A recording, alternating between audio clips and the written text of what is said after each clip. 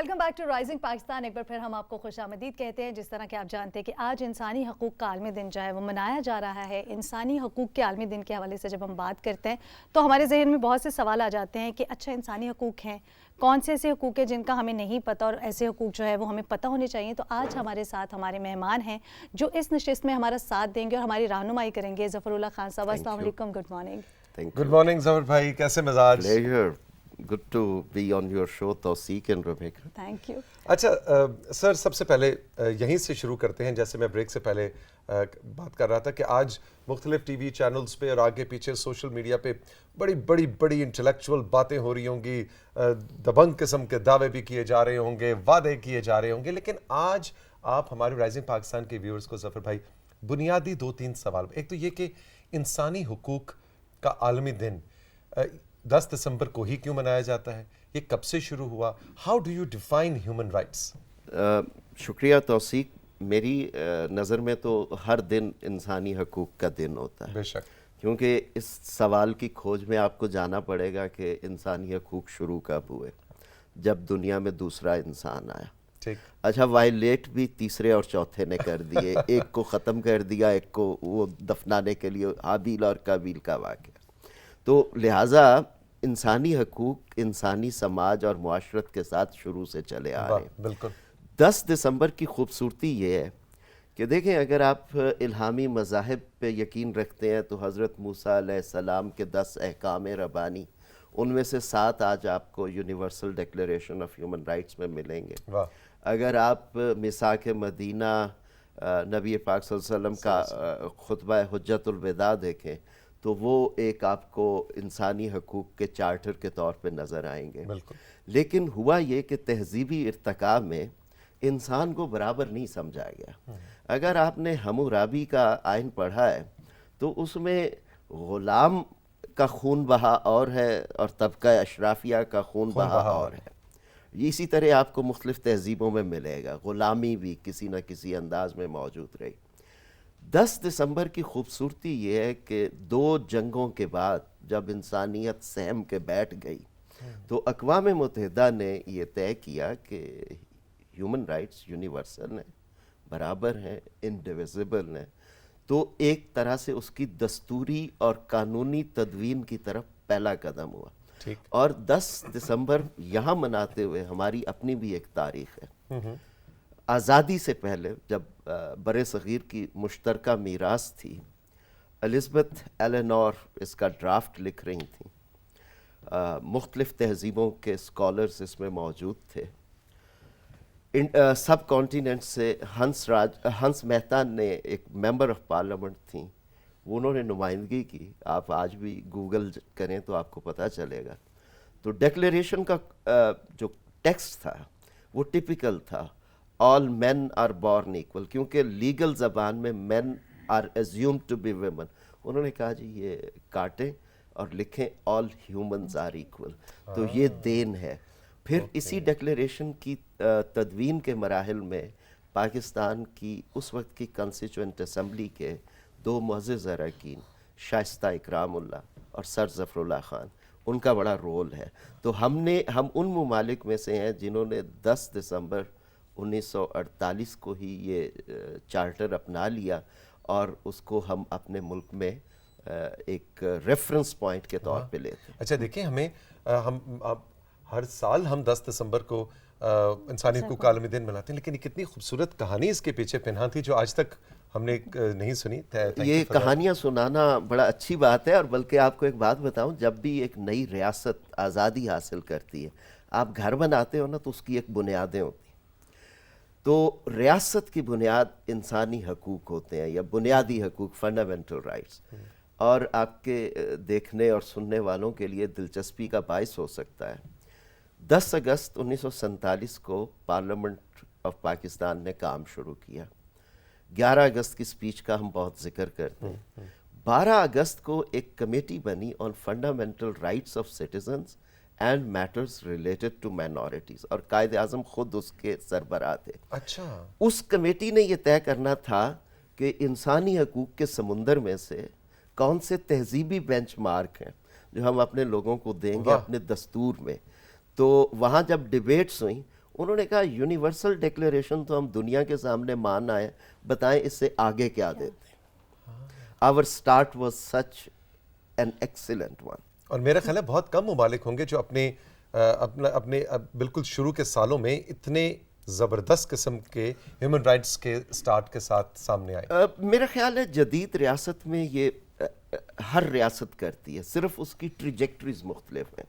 مثلا انقلاب فرانس آیا تو bill of right of man and citizen پہلے آیا, وہ ایک دستاویز جس نے عوام کو اگنائٹ کیا شعلہ آزادی کی طرف بڑھنے کا. بل آف رائٹس ہے یونائٹڈ اسٹیٹس کا, اور بعد میں پارلیمنٹس نے اسے انڈورس کیا.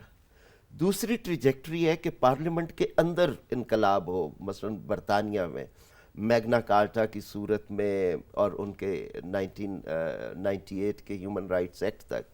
ہمارا کیونکہ اس طرح کی دستاویز ہمیں نہیں ملتی جو بل آف رائٹس کہلائے, تو ہمارا bill of rights is our chapter of fundamental rights in the Constitution of Pakistan, starting from Article 8 to 28. یہ justiceable. آپ ساری اس چیز کے ماہر ہیں, آپ اس ساری چیز کو پڑھاتے بھی ہیں. میں طالب علم ہوں. اور بلکہ میں تو یہ کہوں گا کہ ہمارے بہت سے پارلیمنٹیرینز, فارمر پارلیمنٹیرینز اور اس وقت حاضر سروس پارلیمنٹیرینز, صوبائی اسمبلیوں کے, نیشنل اسمبلی کے سینیٹرز, ان میں سے ایک بہت بڑی تعداد ہے جو اس طرح کی چیزوں کے لیے ظفر صاحب سے مشاورت کرتے ہیں اور آج بھی ان کو کال کر کے پوچھتے ہیں. گاڈ واز کائنڈ, مجھے 3 سال Pakistan institute for parliamentary services کو ہیڈ کرنے کا موقع ملا, اور اب میں national commission for human rights کو ایز اے ممبر اسلام آباد جوائن کرنے جا رہا ہوں. اس کے بارے میں دونوں کام جن پہ میں نے زندگی میں کچھ کیا ہے, گاڈ ہیز بین کائنڈ کہ مجھے پاکستان میں اسے کچھ کام کرنے کا موقع ملا. اچھا ظفر صاحب, یہ ذرا بتائیں کہ national commission for human rights یہ کیا ہے اور اس کا کیا ویژن ہے, اس کا کیا کام ہے؟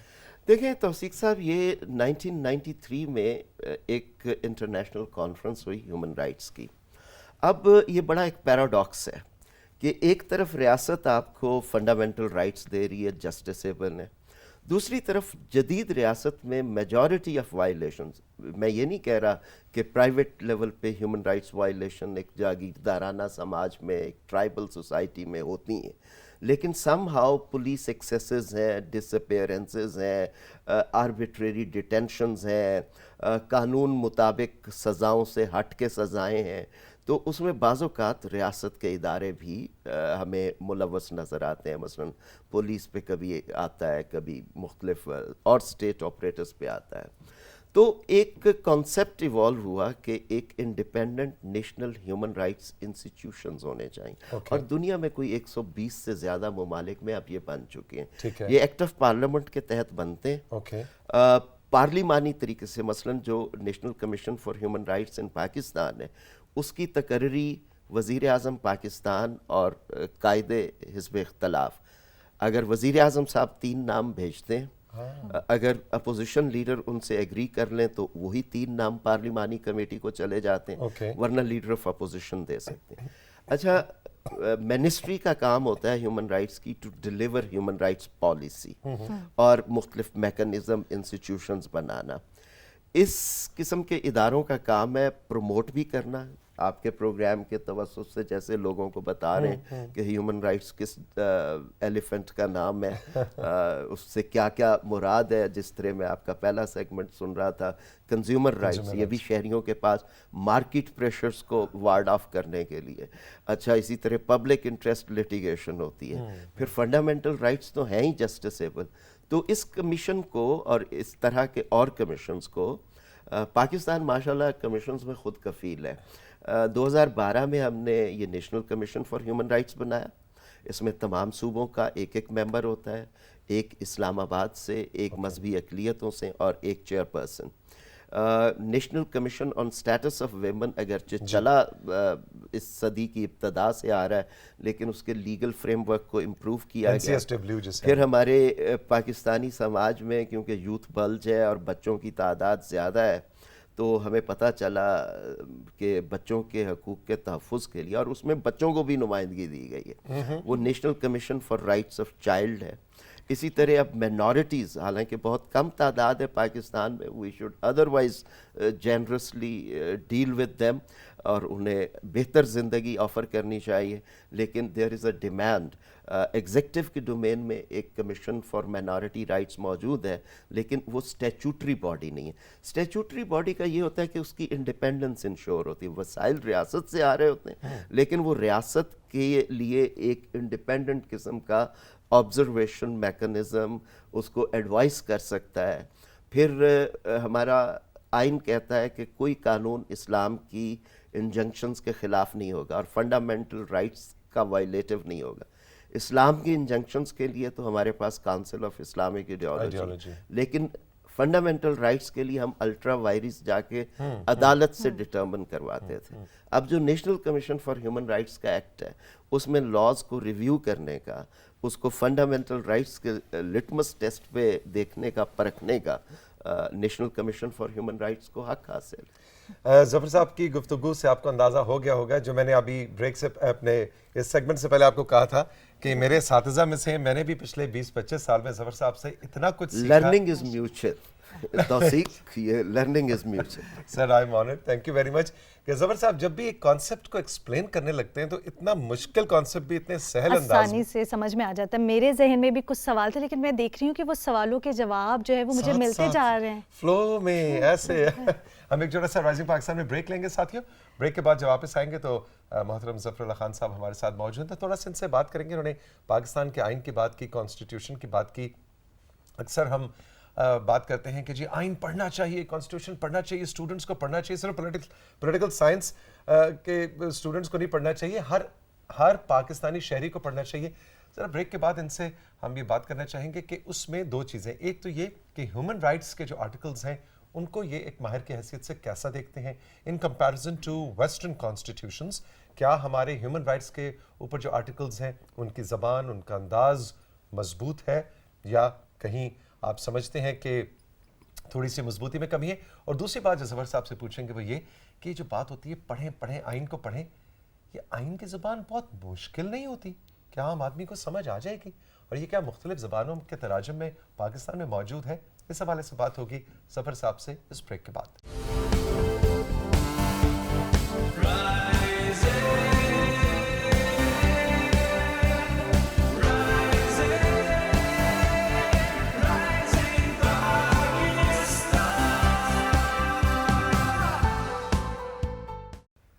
رائزنگ پاکستان میں ایک بار پھر آپ کو خوش آمدید کہیں گے. آج پوری دنیا میں انسانی حقوق کا عالمی دن منایا جا رہا ہے. 10 دسمبر میں کے حوالے سے یہ دن منایا جاتا ہے. محترم ظفر اللہ خان صاحب ہمارے ساتھ موجود ہیں جو کہ ایک سیوک ایجوکیٹر ہیں, ہیومن رائٹس ایڈوکیٹ ہیں, اور ان سے ہم سیکھ رہے ہیں آسان زبان میں یہ مشکل کانسیپٹس. بالکل, اور مشکل کانسیپٹ کی جب توسیع کا بات کریں تو ظفر صاحب آپ سے جاننا چاہیں گے, جب ہم ہیومن رائٹس کی بات کرتے تو ہمارے ذہن میں ایک بڑی عام سی بات آ جاتی ہے کہ اچھا انٹرنیشنلی جو ہے وہ ہیومن رائٹس پر کس طرح سے کام ہو رہا ہے, پاکستان کا جو کانسٹیٹیوٹ ہے اس میں کس طرح سے جو ہے وہ اس پہ کام ہو رہا ہے. ہیومن رائٹس کو پاکستان میں انٹرنیشنلی ایک ہی طریقے سے لیا جا رہا ہے یا مختلف طریقوں سے؟ دیکھیں, پاکستان جس طرح پہلے حصے میں ہم نے بات کی کہ universal declaration of human rights کے تو بنانے والوں میں ہم لوگوں کا حصہ ہے اور ہم نے اسے اڈاپٹ کیا. جو انٹرنیشنل رجیم ہے نا ہیومن رائٹس کا, اس کو بل آف رائٹس کہتے ہیں, جس میں مختلف کووننٹس ہیں, کنونشنز ہیں, سول اینڈ پولیٹیکل رائٹس کے, کلچرل اینڈ اکنامک رائٹس کے, ٹارچر کے خاتمے کا کنونشن ہے, اور بہت ساری چیزیں ہیں. اب اس کو انٹرنلائز پاکستان نے بائی دی وے ان میں سے میجورٹی کو سائن بھی کیا ہوا ہے, ریٹیفائی بھی کیا ہوا ہے, تو اس کا مطلب ہے کہ ہم انٹرنیشنل سسٹم کے حصہ ہیں. اور کمیشنز کا بھی آپ نے کچھ دیر پہلے تفصیل سے ہمیں بتایا, ذکر کیا. دوسرا, اس میں دو طرح کی اپروچ ہوتی ہے. ایک ہوتی ہے مونوئسٹ اسٹیٹ, کہ اگر آپ نے جس طرح کئی یورپین اسٹیٹس ہیں کہ اف یو ایڈہیئر ٹو, آپ ریٹیفائی کرتے ہو, سائن کرتے ہو, تو اس میں ان کی پارلیمنٹس کا بھی رول ہوتا ہے. ہماری پارلیمنٹ کا ریٹیفیکیشن اور سگنیچر میں بلکہ ان کے سامنے تو کوئی سائنڈ کاپی بھی نہیں رکھتا, یہ ایگزیکٹو ڈومین میں ہوتا ہے. تو ایسی اسٹیٹس ہوتی ہیں ڈوئلسٹ کہ انہوں نے ایڈہیرنس کر لی اور انہوں نے اپنی ڈومیسٹک لیجسلیشن کو سنکرونائز کرنا ہے انٹرنیشنل آبلیگیشنز کے حساب سے. اگر آپ مجھ سے آنیسٹی سے بات کریں تو شاید اس میں ہمیں ابھی بہت کچھ کرنے کی ضرورت ہے. پھر آ جاتا ہے جو کانسٹیٹیوشن آف پاکستان, اس کے اندر جو چیپٹر ہے فنڈامنٹل رائٹس کا وہ کوائٹ امیزنگ. مثلا 56 کے آئین میں بھی تھے رائٹس, 62 کا جب ابتدا میں آیا تو نہیں تھے, تو اپوزیشن نے بہت احتجاج کیا, انہیں پرنسپلز آف لا میکنگ بنا دیا گیا, لیکن پہلی ترمیم میں ہی واپس آ گیا 73 میں. اور ان کے اندر اضافہ, یہ فصل ایسی ہے جو جمہوری ادوار میں اگتی ہے. مثلا ڈیموکریٹک ڈسرپشنز میں کئی بار ایل ایف اوز پی سی اوز سے آئین بدلا گیا, ایک رائٹ کا بھی اضافہ نہیں ہوا. 73 کے آئین میں جو دیے تھے رائٹس بظاہر 20 لگتے ہیں لیکن اصل میں 24 کے قریب ہیں, کیونکہ fair trial, right to education, right to information, یہ 18th امینڈمنٹ سے آیا. اس کو اگر آپ کمپیئر کریں انٹرنیشنلی تو ہمارے ہیومن رائٹس کے جتنے یہ آرٹیکلز, جتنے پوائنٹس ہیں, اسٹرانگ ہیں. دیکھیں دو باتیں, ایک تو ہر خطے کی ایک لیگل سوشیولوجی ہوتی ہے. اب ہم کیونکہ Anglo Saxon law, Britain quite conservative society assume کرتی ہے ہماری کانسٹیٹیوشن کی لینگویج بہت کچھ, تو ifs اینڈ بٹس بھی بے تحاشا ہیں. مثلا ان 24 میں سے 13 کے ساتھ subject to reasonable restriction, subject to law, subject to فلاں. لیکن میرے خیال میں پرابلم کہیں اور ریزائڈ کرتا ہے. جو ہمارا آئین ہے وہ تو کہتا ہے کہ کوئی لا فنڈامنٹل رائٹ سے وائلیٹو نہیں ہوگا, اور جو ہے بھی واحد ڈیڈ لائن ہے جس میں کہا کہ اتنے عرصے میں ان کو سنک کر لو اس چیپٹر کے ساتھ, اور واحد ڈیڈ لائن ہے جس میں آئین نے کہا کہ اس میں 6 مہینے سے زیادہ اضافہ نہیں ہوگا. لیکن شاید اس وقت ہم وہ اتنا ہوم ورک نہیں کر پائے. وجہ یہ ہے کہ ہماری جو اسٹیچو بک ہے, مثلا میں نے 2019 میں ایک اسٹڈی کی کہ 744 کے قریب فنکشنل لاز ہیں.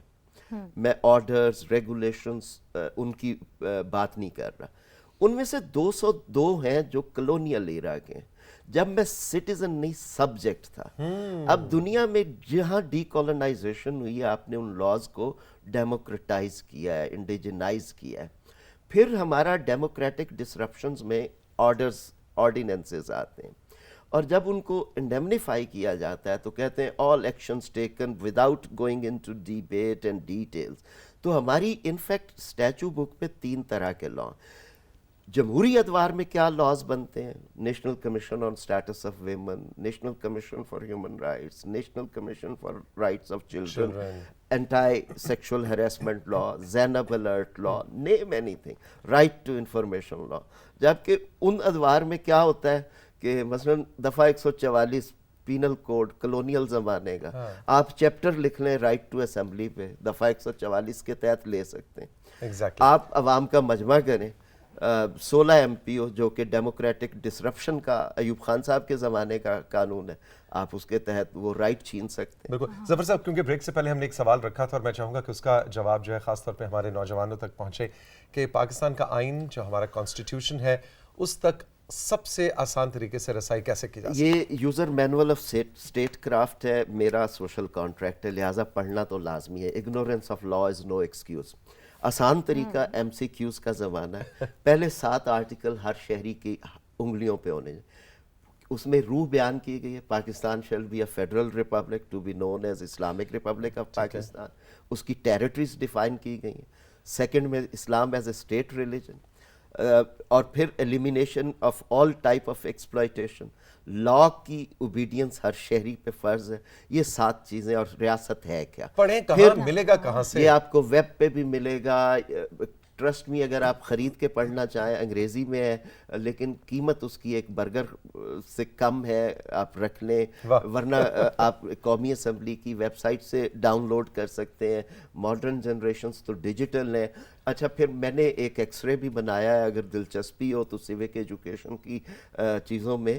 Rest of the constitution is specialised. اگر آپ صدر پاکستان بننا چاہتے ہیں تو ایک الگ چیپٹر ہے, اسمبلی میں جانا چاہتے ہیں الگ چیپٹر ہے, صوبائی اسمبلی میں جانا چاہتے ہیں الگ چیپٹر ہے, فیڈرل پروونشل ریلیشن شپ پہ جانا چاہتے ہیں الگ چیپٹر ہے, آرمڈ فورسز میں جانا چاہتے ہیں الگ آرٹیکلز ہیں, سروس, تو ہر چیز اسپیشلائزیشن ہے. پہلے 40 آرٹیکل ایکٹیو سٹیزنز کو یاد ہونے چاہیے کہ ریاست کا مزاج کیا ہے, ریاست کی سمت کیا ہے, قانون کی پروٹیکشن کیا ہے, فنڈامنٹل رائٹس کیا ہیں, اور پرنسپلز آف پالیسی کیا ہیں. اور as a citizen of Pakistan میرے کیا رائٹس ہیں؟ میں تو کہتا ہوں اس کو خود غرضانہ اپروچ سے ہی پڑھ لیں, ایگزیکٹلی سیلفش ہو کے پڑھ لیں کہ یار کچھ نہیں, نہ مجھے پڑھنے اپنے کی حساب سے قیمت ہم دے رہے ہیں نا, نہ پڑھنے کی ہمیں وہ رائٹس نہیں مل رہے ہیں. مجھے جب پتہ ہی نہیں ہوگا تو کہ یہ میرا جسٹسیبل رائٹ ہے. اب کم از کم معاشرے میں ایک تبدیلی آ رہی ہے. آپ محروم طبقات, مظلوم طبقات کہ ہمیں حق دو, ہمارا آئین یہ کہتا ہے, تو کچھ آواز بڑھ رہی ہے. اور عام تاثر یہی ہوتا تھا کہ پاکستان کا کانسٹیٹیوشن پڑھنا ہے تو اگر آپ LLB کر رہے ہیں, آپ لائر بن رہے ہیں تب آپ پڑھیں گے, یا زیادہ زیادہ پولیٹیکل سائنس میں آپ, یا پاکستان اسٹڈیز میں آپ ماسٹرز کر رہے ہیں تو آپ پڑھیں گے. لیکن یہ تو اسپیشلائزڈ پارٹ تو میں نے بتا دیا نا کہ وہ ان کے لیے, لیکن شہریوں کے لیے نا 1 to 7 لازمی, اور اگر آپ تھوڑے سے متحرک جاندار شہری ہیں تو 1 سے 40 تک. اردو, سندھی, پشتو میں ہے, سب زبانوں میں. اردو میں تو ہے, پر یہاں پہ نا توثیق فیض اور فراز کی شاعری میں تو اردو بڑی سریلی ہے, قانون کی زبان میں نا بڑا اوکھی سی ہے. تو محنت کر کے تھوڑا سا اگر انگریزی میں سمجھ لیں تو گفتگو میں زیادہ آپ ڈسکرسو لرننگ میں آئین کو بہتر سمجھ سکتے ہیں. ظفر صاحب, thank you so much for your time. آج انسانی حقوق کا عالمی دن, اور ہم نے سوچا کہ ظفر صاحب کو بلایا جائے اور پاکستان کے آئین میں انسانی حقوق کیا کہتے ہیں, اور جنرلی ہم اس وقت کہاں کھڑے ہیں. بہت زبردست, میں تو کہوں گا بہت زبردست لیکچر تھا آپ کا, اور ہم نے بڑا لرن کیا. Thank you very much. Rebecca, چھٹی ٹائم؟ یس, چھٹی ٹائم. گھر جائیں, بہت ہو گیا صبح سے, بہت کام کر لیا تھا, بہت چھٹی کام کر کرتے ہیں. سو اپنا بہت سا خیال رکھیں جی. Have a great weekend ahead. اور اگر آپ سیٹرڈے سنڈے کو ریپیٹ میں ہمارا پروگرام دیکھ رہے ہیں تو آپ سے ملاقات ہوگی پیر کے روز لائیو رائزنگ پاکستان میں. بہت سا خیال رکھیے گا, خوش رہیں, خدا حافظ.